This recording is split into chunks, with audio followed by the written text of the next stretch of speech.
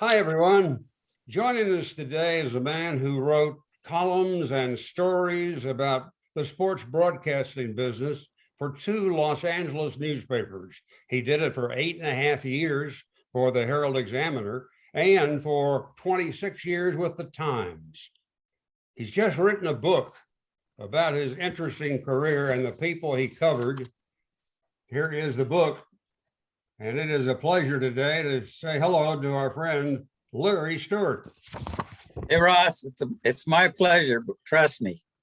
I'll tell you, the book is titled My Up Close View, Personal Stories from a Longtime Sports, TV, Radio Columnist. And it covers a period from 1973 to 2007. One of America's prominent sportscasters, Jim Nantz, who's worked for CBS the last 37 years, wrote what I think is the longest foreword for a book that I have ever seen. 4 pages.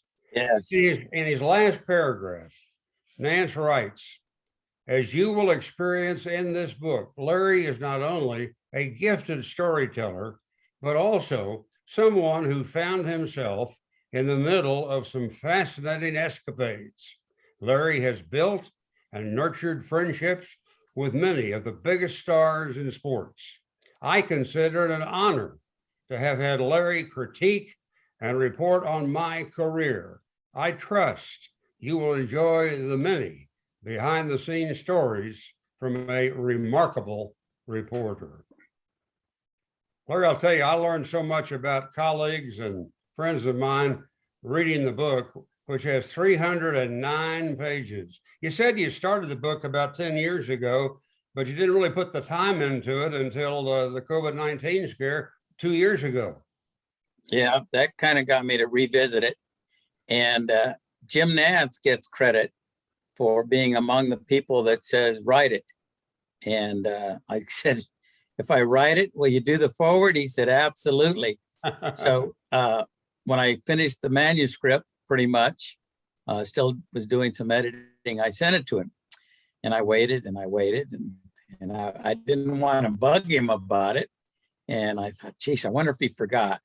And finally, it showed up and I realized he'd been working on it for weeks. Or months, that's right. Yes. A little background on Larry, folks. He grew up in California's San Joaquin Valley farming area. He graduated from Fresno State, wanted to be a sports writer, and worked on several small newspapers before he came to Los Angeles. How and where did you meet your wife, Norma? Well, as those stories go, this one's pretty good. The Dodgers were involved in kind of a distant way. Jim Perry and I don't know if you remember that name. We were working at the Herald Examiner together, and neither one of us had a girlfriend. And he made a trip with the Dodgers. You know, the Dodgers would take 2 writers from the Herald on the trips. So there was the legendary Bob Hunter, longtime Dodger beat writer, and Jim was on the trip, and he asked, I got to talking to Steve Garvey, and he says, you know, a good place we can go and meet some gals. And he said, new place downtown called Casey's Bar, and it's still there. So Jim and I went there. He met what would become his wife. And then when he was dating her, we met some gals who invited us to a party in the marina like a month ahead. And I forgot about it. And Jim said, we better go to that party because you're going to meet somebody there. And I said, I don't even know where it is. Got in his MG, found the apartment. It was on a Friday night and knocked on the door. And a gal said, yeah, it's my roommate's party. It's tomorrow night. And yeah, there's going to be a lot of single girls here. And that's where I met Norma. How long have you been married now? 50 years in June. Good for you.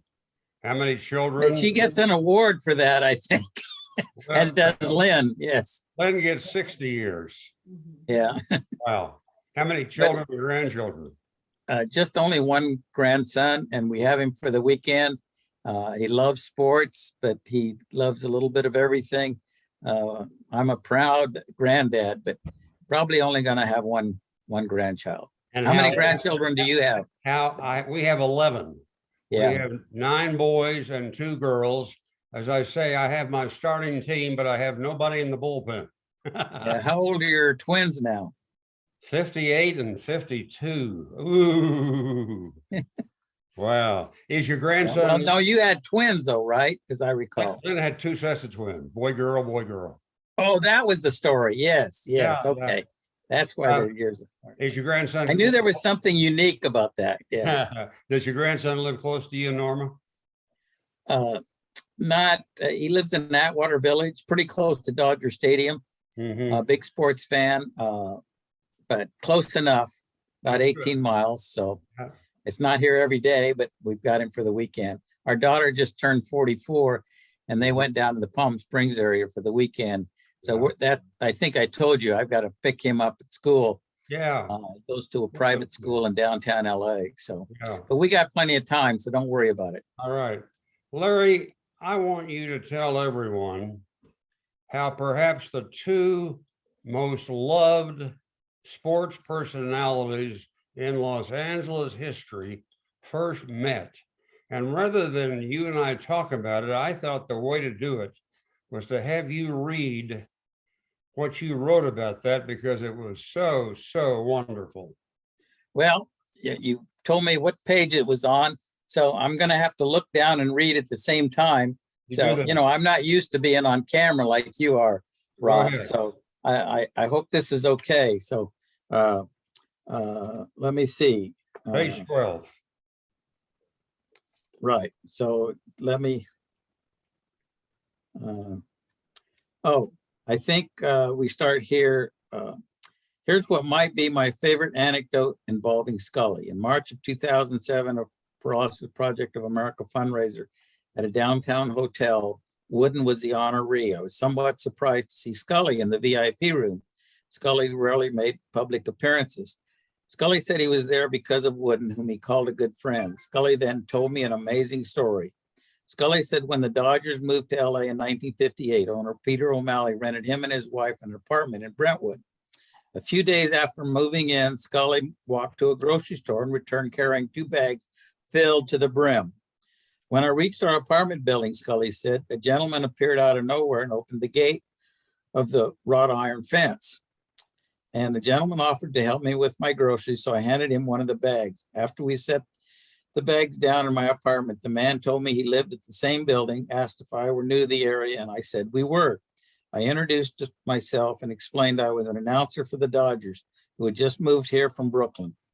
The man said he was a baseball fan and fully aware of that. He then introduced himself. My name is John Wooden, and I coach basketball over at the nearby university, UCLA. That is how we met. I continue on. I say a Times copy editor handling the column where I wrote about that in the next week. He walked over and he said, "Is this for real?" I assured him it was. And I think that's pretty much the story that you were talking about. Yeah, it is. What a great story this is that you wrote.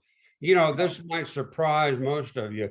John Wooden, who had 7 consecutive national championships with his UCLA basketball teams and won 10 of those titles in a 12-year span. He told me, and I think probably Larry, he told you, his favorite sport was baseball. He said that many, many times. When I became assistant sports editor of the Herald Examiner in 1974, I mentioned Bob Hunter, who knew every sports figure in town. Back then, when in the heyday of newspapers, Bob Hunter was a giant. Yeah. But he threw a party for Alan Malamud was the new sports editor, and I was his assistant. And there was a party out in the valley at an Irish pub, and all these sports figures were there. Including John Wooden, Bob Boyd, a lot of Dodgers, a lot of, you name them, they were there. And John Wooden huddled up with Pepper Gomez and talked baseball almost the whole night. And he was just in heaven talking baseball. And he carried around a clipping in his wallet that there's a picture of my wife. We had dinner with the coach and his daughter, Nan, many times. Oh, maybe once a year, not that many times, but it was always memorable. But one time he pulled out a clipping out of his wallet. It was stuck in his wallet. And it was how, I think it was Danny Murtaugh wanted to hire him to manage the Pittsburgh Pirates. Wow. I think I have the name wrong. I think it was, you would know baseball history better than me. Was there a Joe E. Brown or something like that? Joe Brown was the general manager of the Pirates. And we've got a picture. We've got a picture of Larry of Norma with Coach Wooden. And again, I want you to read from your book because it's so beautifully stated the way you did it. Page 11 of the book. And I want you to begin there where it says, I consider legendary UCLA coach. Go ahead. Yes, I considered legendary UCLA basketball coach John Wooden a friend too. I was mentioning some of the other people I'd befriended along the way. Late in his life, my wife Norma and I had several dinners with him and his daughter Nan. Our last meal with those two was at the Bistro Garden restaurant in Studio City when Wooden was 98 and in a wheelchair. He had to be lifted into his car when we picked them up at Coach's condo in Encino. Later in the evening, when we were leaving the restaurant, the valet was helping Nan and me get her father into the car. I realized I was $1 short for a sufficient tip for the valet, and I asked my wife for $1. Wooden, while hanging onto a handle above the passenger seat, motioned for us to stop. He then pulled out a money clip from a pocket, peeled off a $1 bill, and called Norma over to the car. Norma, this is for you, he said, as he handed her the $1 bill. A lady should never have to pay. And what I wrote, the tagline in the item was, a true old school gentleman. Oh, beautiful. Love it.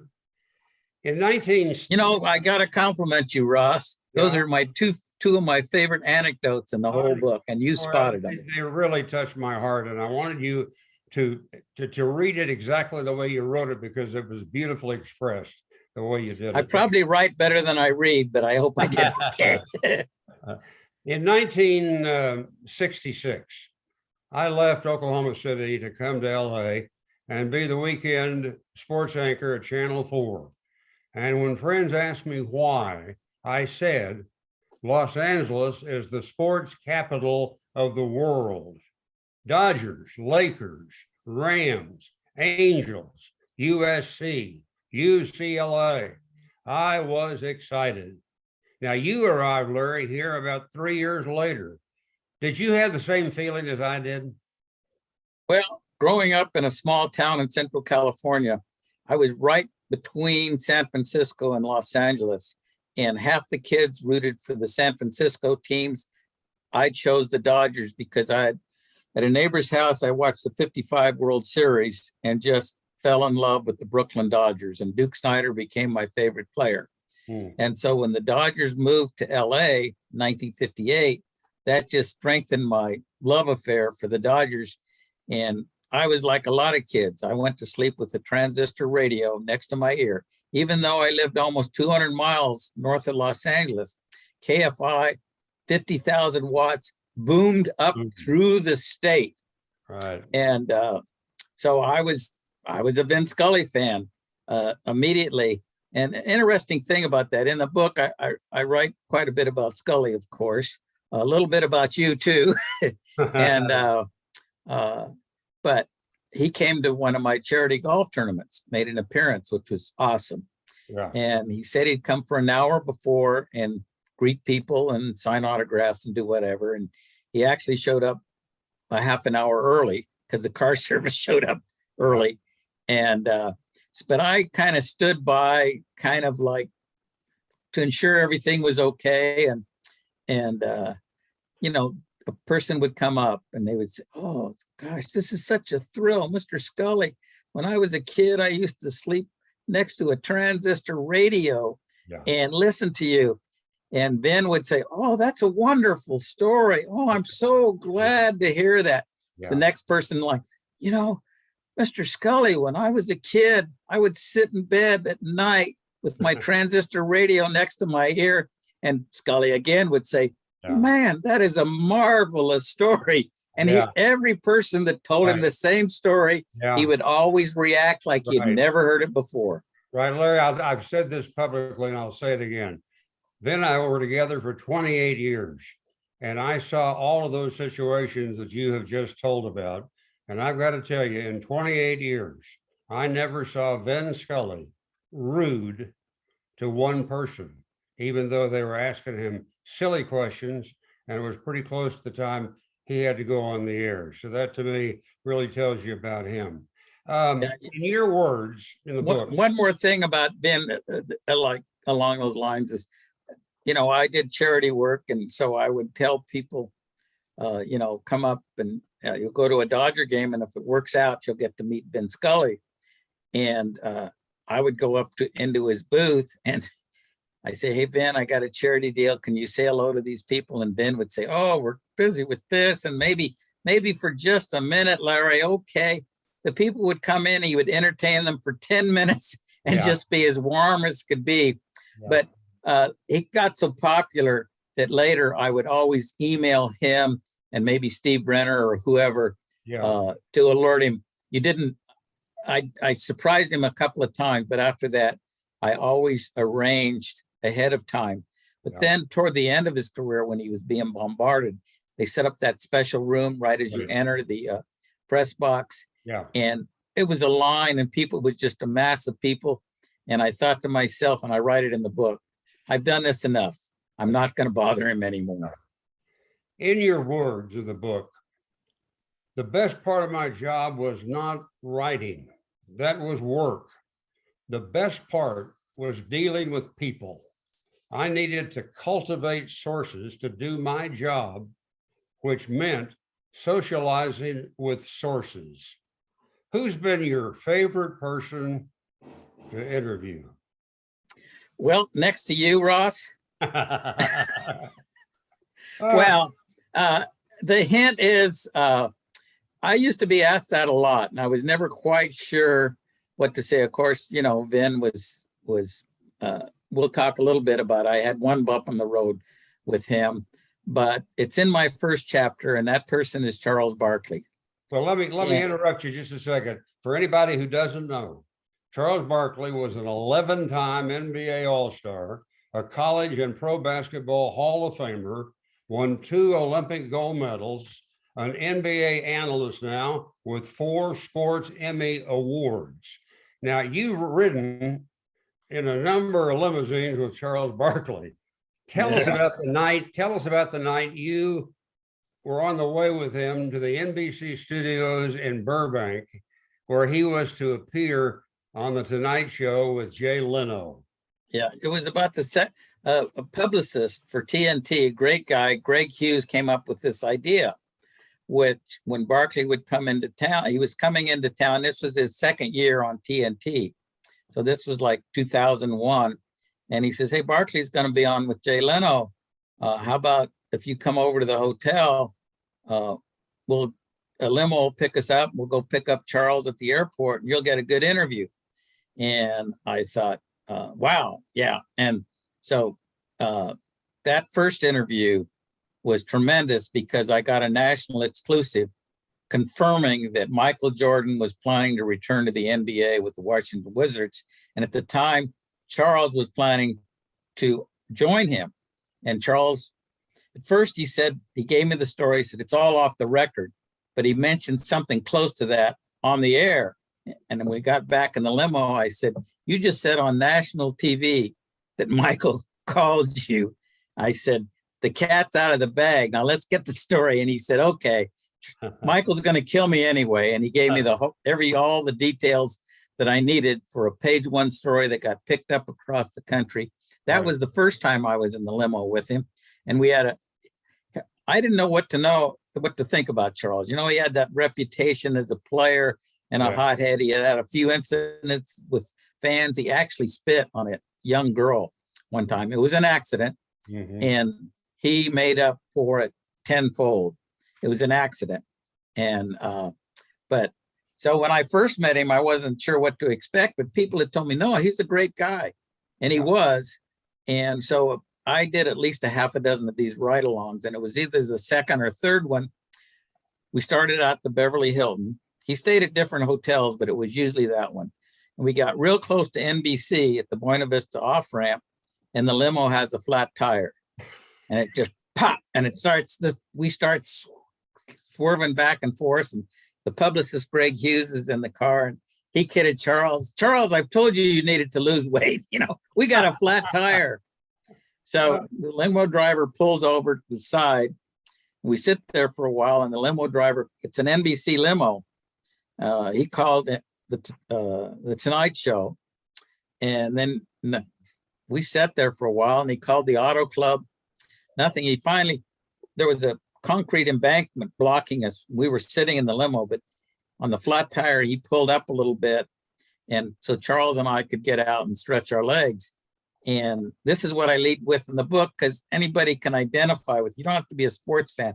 So there's this huge black guy standing. I'm 5'7" if I really stretch.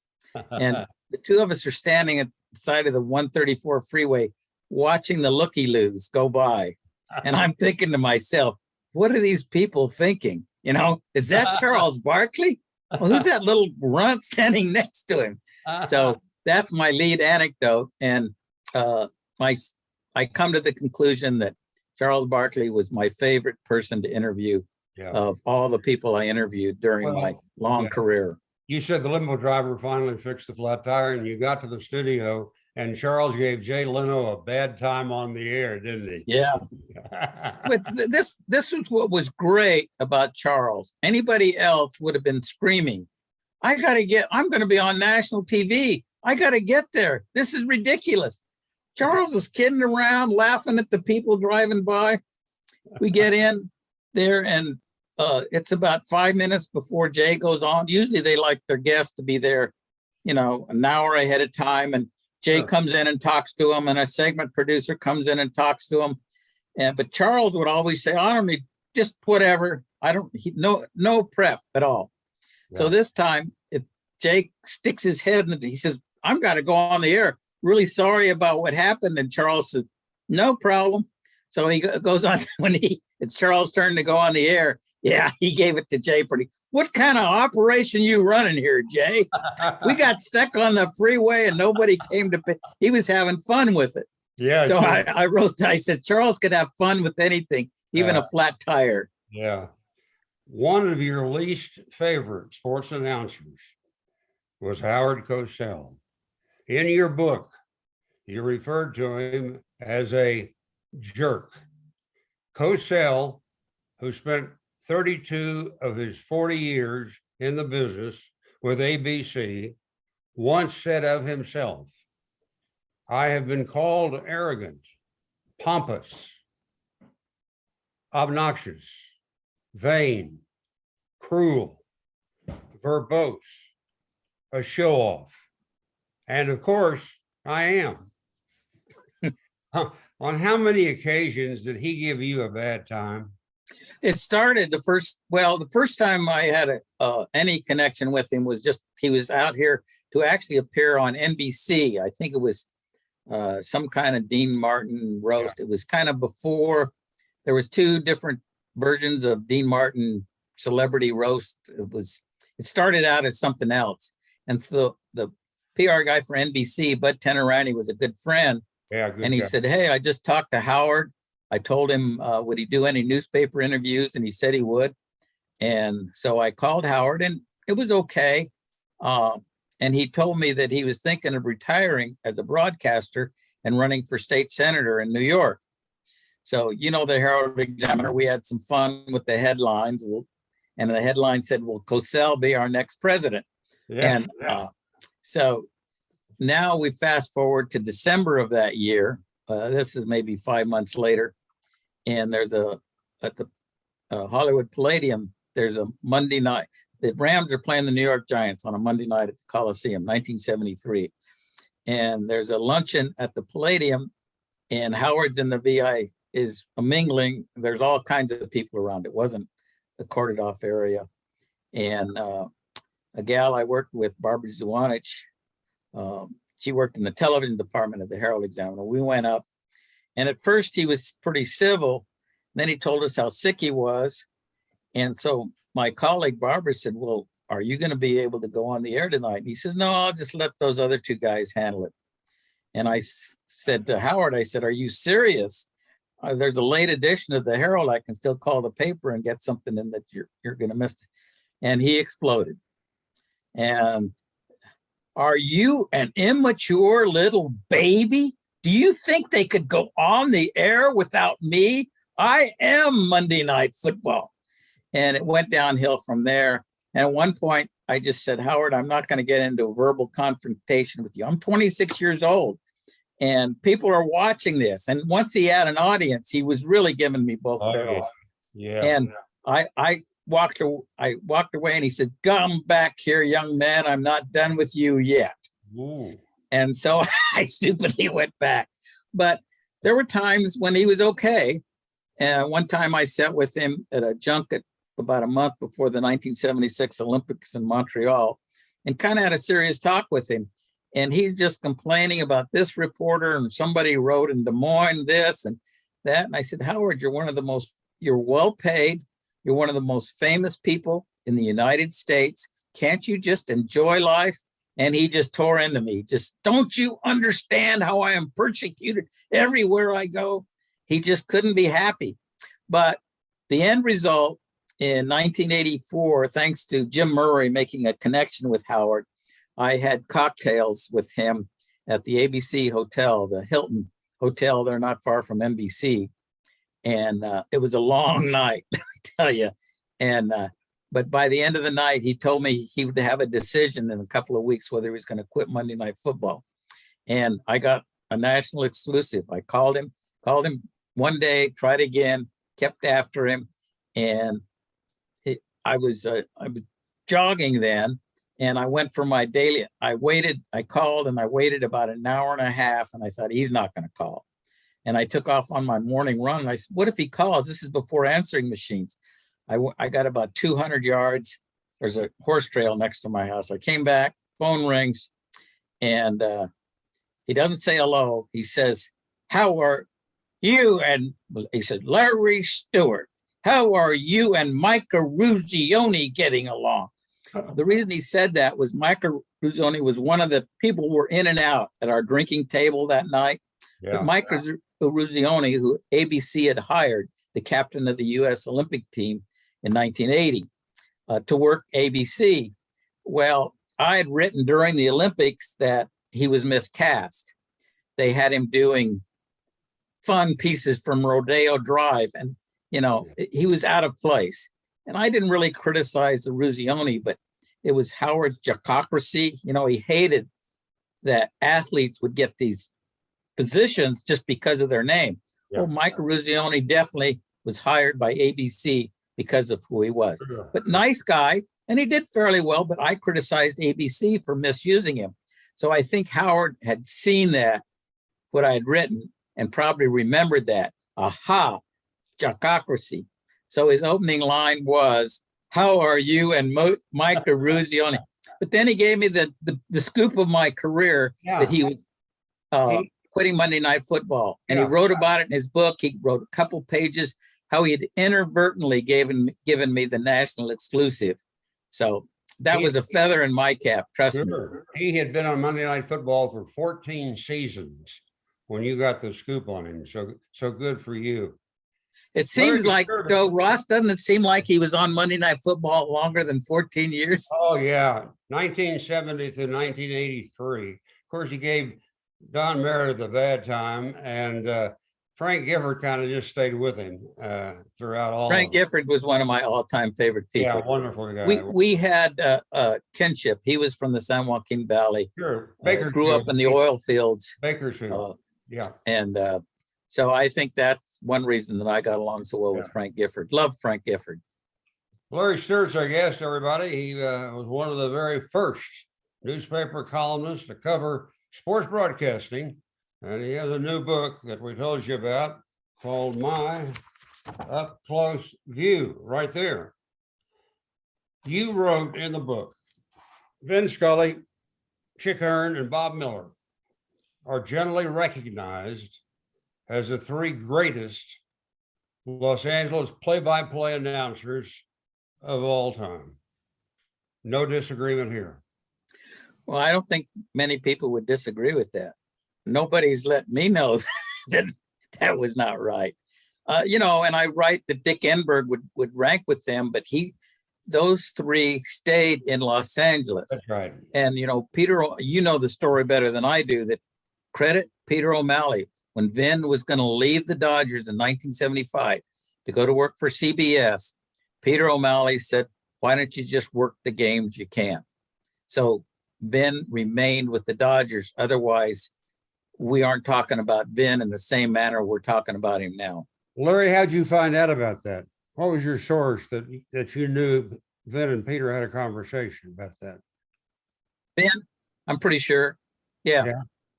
No, I think it wasn't on the record. He explained that, that Peter had suggested this, that he worked the games that he could work. And, it went from there. But when you got hired, this is kind of a little side-like story. I'll veer off here. Was I wrote a column because we'd met. I don't know if I remember talking to you and Tommy Hawkins about doing high school basketball, and we'd talked a few times. But when you got hired by the Dodgers in 1977, that was a pretty big story. A prominent sports anchor is now going to do play-by-play for the Dodgers. Thank you. Prominent. Thank you. Yeah. And so you'll understand why I'm telling this story. So I did a whole column for the Herald Examiner. In the LA Times and the Newswire, they have names in the news. And that one sentence, Channel 4's Ross Porter has been hired as a Dodger announcer, period, next item. And so when I went to the Times, I was hired by a sports editor named Bill Shirley, and I suggested that the Times should have a TV radio column. And Bill, who's from the South, from Arkansas, well, we don't want to glorify the competition. And he said, what you're talking about? What kind of stories would we need to report? And I said, well, it was a pretty big story when Ross Porter got hired by the Dodgers, and you had one sentence in the Times, and I did a whole column on it. And the other story I mentioned, you'd mentioned Meredith. Meredith left NBC for like 2 or 3 years to go to left ABC to go to NBC. Yeah. And that was a pretty big story. Hook Stratton, I remember, did that deal, and I talked to Hook Stratton and Meredith. And again, it was Don Meredith is leaving Monday Night Football to go to work at NBC, period, go to the next item. So yeah. You're referring to Ed Hook Stratton. He was my agent, and he was the agent for so many celebrities, including Vin and so many as it went along. But and saying what you said about Vin talking to Peter, he stayed 41 more years, Larry, with the Dodgers and retired after his 67th season. Now, I want to move on to Chick Hearn. He broadcast Lakers games for 41 seasons.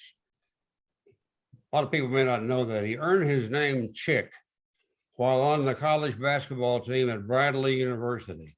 The teammates played a prank on Hearn one day. They gave him a shoebox to see his surprised reaction when he opened it and found not sneakers inside, but instead a dead chicken.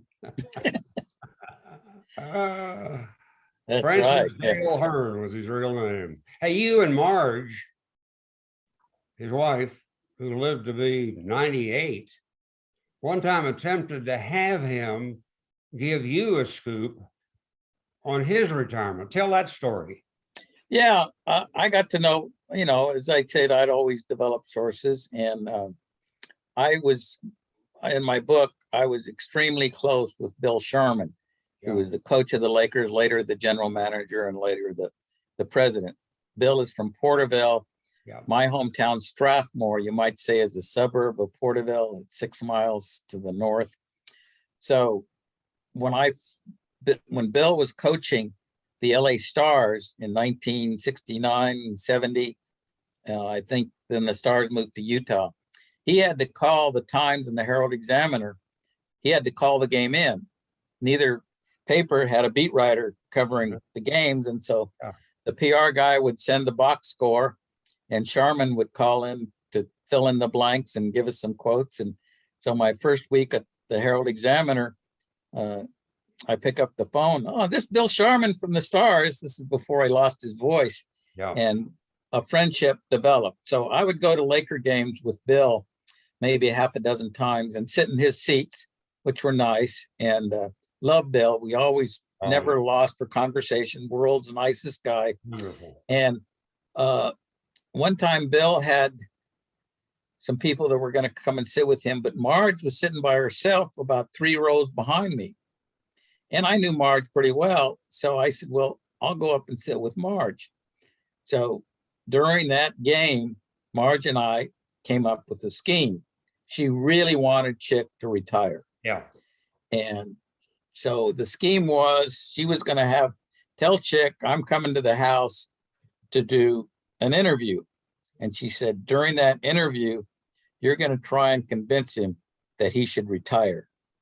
And then she says, you'll get a big scoop and I'll get what I want. And so which sets it all up. I got to be out there about 4 o'clock in the afternoon, 3. It was mid-afternoon. I wanted to beat the traffic a little bit. And so I came in, and Chick, of course, was cordial, offered me a drink, and I can't remember if I accepted it or not. And just chit-chatted for a while. That's the advantage a newspaper person has over a broadcaster. Yeah. Once you go on the air, you can't sit there and just chit-chat. And warm the person up. You got to get right to it if you're a broadcaster. That's so right. We chit-chatted for a while and talked about this and that. And finally, I got around to saying, well, Chick, would you think about maybe announcing your retirement that next season is going to be your last, and you can be honored at every NBA stadium in the country? And he said to me, you've been talking to Marge, haven't you? And we were busted. He says, I'm not retiring. And he would have never retired. No. Wonderful. He lived to be 85. There's one other story that's in there about Marge is I arranged for Keith Jackson and Marge to speak at Pasadena Quarterbacks shortly after Chick died in 2002, maybe, within a year. And I told the guy that I was arranging it for, Harvey Hyde, he said, well, send cars to pick them up. And I said, well, you only need one car because, Keith lived in Sherman Oaks on one side of the 405 and Chick and Marge lived on the other side of the 405 in southeast Encino. I didn't even know that part was in Encino. And so they rode together and they'd never met. They show up. It was at Brookside, and Marge is the first to speak. And she says, Keith, we'd never met today. Didn't know you were a neighbor. He says, but your name was mentioned a lot around our house. And then she pointed down at me. I was sitting fairly up close. She says, Larry once wrote, he was interviewing you and he is asking you if you were going to retire. And you said, well, look at Ben Scully. He's going to go on forever. As far as Chick Hearn's concerned, somebody's going to have to shoot him. And so Marge says, so every time I got, and this time she always called him Francis, but in this case, she actually did call him Chick.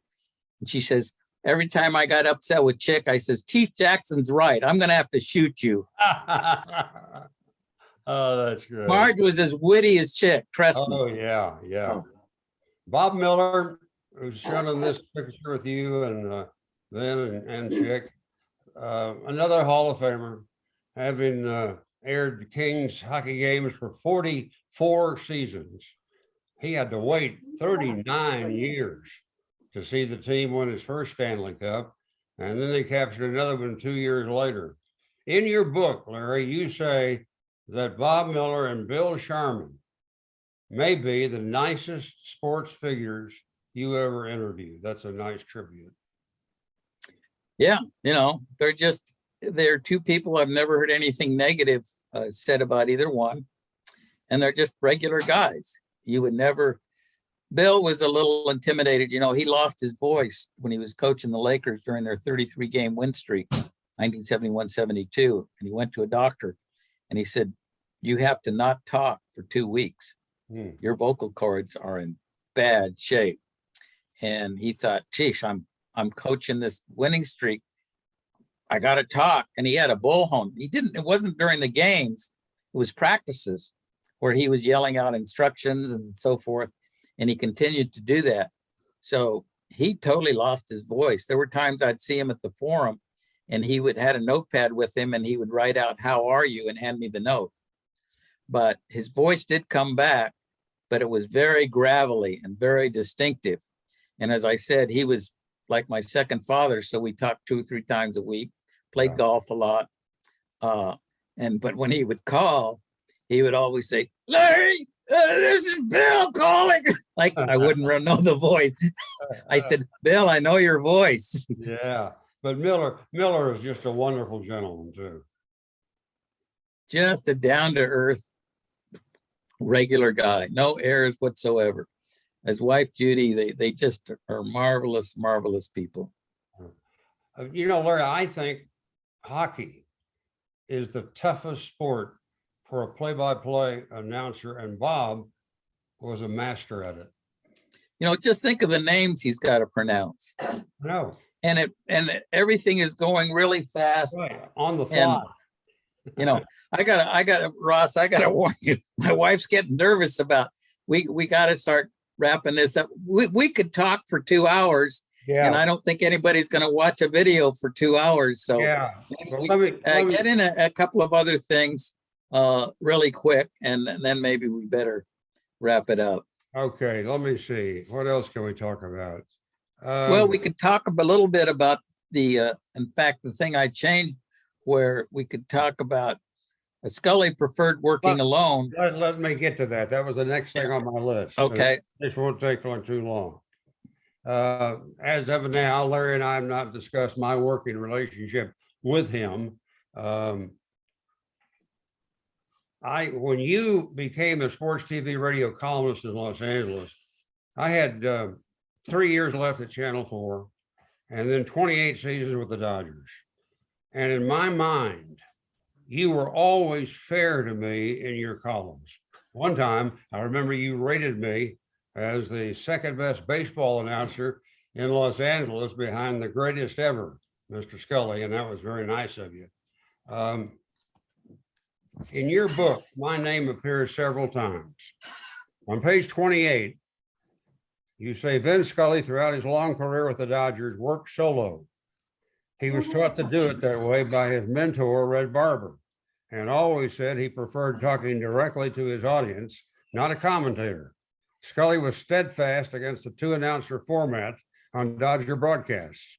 Then you wrote, years later, I learned that in 1988, Dodger announcers Ross Porter and Don Drysdale, on their own, decided to work a spring training telecast as a 2-man team. After that, they were called into Peter O'Malley's office and told to never do that again. They assumed Scully had complained. Well, folks, Larry had sent me a copy of his book, and when I read page 28, I called him.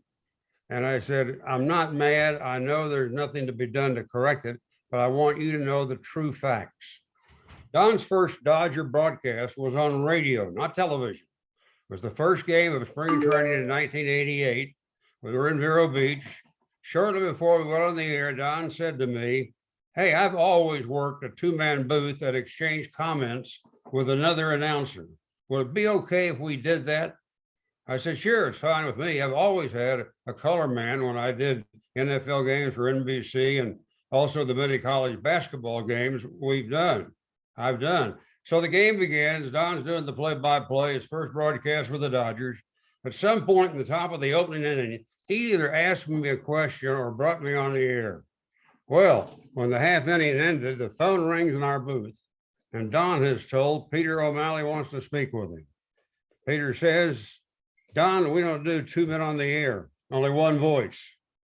Don hung up the phone and he was angry. He had a conversation with Peter after the game. Peter never said a word to me, so I was not called into his office. Don and I never discussed Vin complaining. Larry told me he was glad to know the true story, and if he decided to republish the book, he would make a necessary change. And I want to thank you for that. And I don't know whether you republished or not. Yeah, I did. You know, I'm gonna have to. We could talk here forever. Yeah. And I hope we can do it again. But my wife is here watching, giving me the dagger looks like we got to get going. I thought we had more time. Aren't you going to be driving? Yeah. But Well, anyway, I don't know if we don't want to ask the viewers to spend too much time watching this, but I hope you can make this work.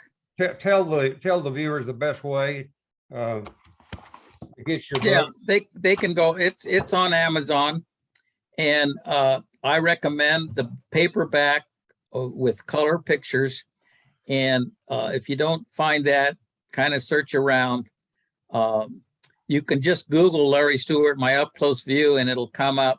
Sometimes Amazon does weird things, like it'll have the hardcover with color pictures, and Amazon set the price at $46.99. That was not me. So I don't recommend that book. People buy that book, but the book that they should look for is the $24.99 book, paperback with the color pictures.